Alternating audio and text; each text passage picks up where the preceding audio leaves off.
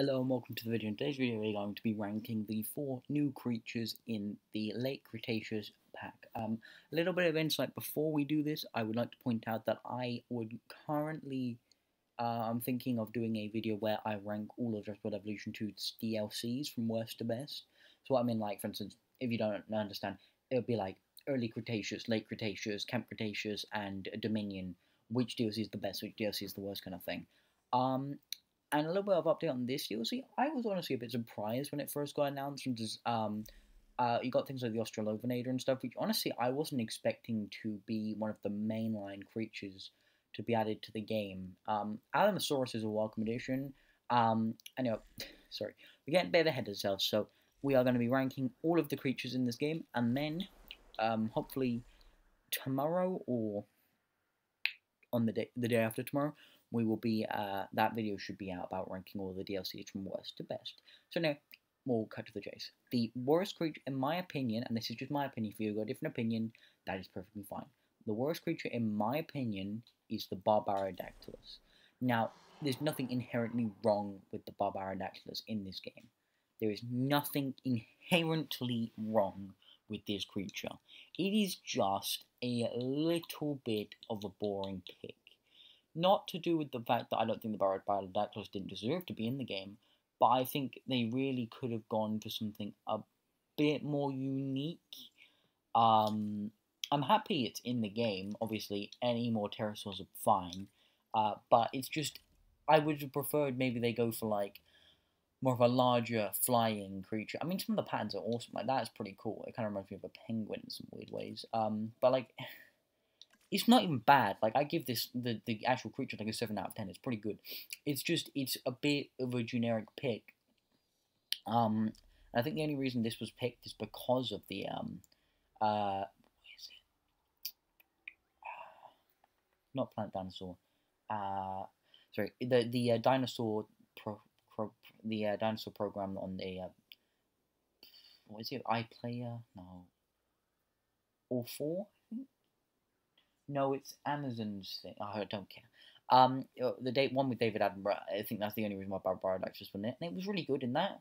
But I just don't think it really should have been the one they went for first for this creature. Aside of that, it is not a bad design in any way. It's one of the better pterosaurs in my opinion. It's just a little bit of a bland choice is what I'm trying to say. Anyway, now, that one is fairly tame. I think a lot of people do agree that's probably the weakest out of the new creatures. This one, however, might shock you. So my second least favorite out of this pack is the Styxosaurus. And let me explain myself. Now, the Styxosaurus is really, really, really good. I really like it. It's an 8 out of 10 for me. It is so much fucking better than that piece of shit we know as Elasmosaurus in this game. Elasmosaurus in life was really cool. In Jurassic World Evolution 2, it sucked shit. But that's not what we're talking about. It looks great. Honestly, I think it looks really good.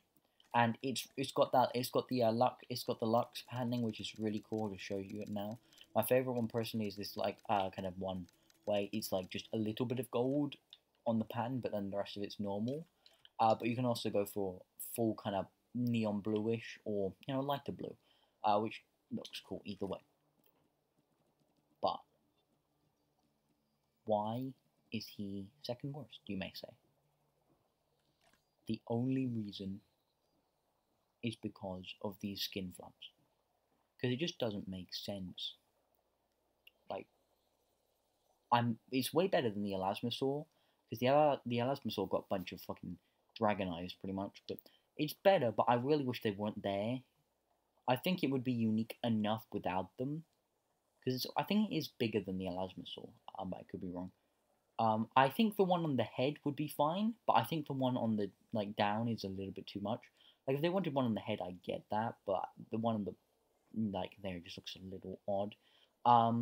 It almost certainly in real life did not have that. But aside from that, this DLC is really strong, and unfortunately, when Styxosaurus, for me, is like an 8 out of 10, one of the better lagoon creatures, is the second worst. You know, it's a fucking good DLC. To be honest, I think all of the DLCs so far have been really good. Maybe the Camp Cretaceous was a bit iffy, That might have spoiled the results was more. Anyway, so moving on. The second worst in this DLC, in my opinion, is the Alamosaurus, and the only reason why, personally, this thing is the second worst is because it cannot fight back against carnivores. And I think everyone was kind of hoping with the Alamosaurus that it kind of could. Unfortunately, it cannot. And I think the issue with this game and like dinosaurs hunting sauropods, it's a great thing that they can do it because like things like Giga and was like literally designed to hunt sauropods in real life, and yet in the previous game, they couldn't attack them at all. Um, and like they'd rather starve than take out a sauropod. Um, but I think they take down sauropods a little easier than they really should. I think in the game, sauropods should only be taken down by large carnivores if they are literally starving and cannot do anything else. And also the sauropods in that case are like, can actually fight back. I think that would make the game much better in my opinion. Because then you could have like a really cool kind of like herd of Alamosaurus or whatever, and then you got a Giga or something that's hungry or whatever. But apart from that, design's awesome. I think the head's a little funky, but apart from that, pretty cool, pretty cool.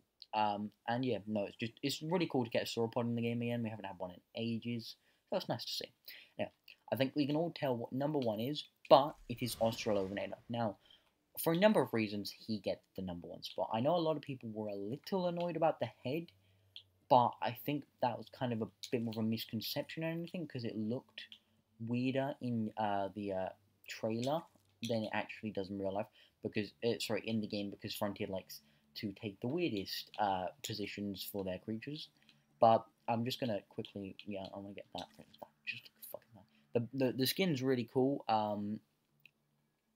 The actual like roll of the Australopithecus is nice. We've got actual like it's not really a word for it, but like in between medium and small carnivores, we've got Cryo, Harara, and Australopithecus. I think Australopithecus is just a little bit bigger than the Hararosaurus, but I think Cryo might be a little bigger in game. But the Australopithecus is really good. It's got some cool, unique animations. The skins are really nice. I personally quite like the design. It wouldn't get number one if Alamo could fight back, but because it cannot, I think Australopithecus takes the number one spot. So anyway, that was the video. If you enjoyed, please leave a like, subscribe, comment, and I'll see you in the next video. Stay tuned for the DLC ranking video, and have yourself a fantastic day. It's been a Cretaceous. Appreciate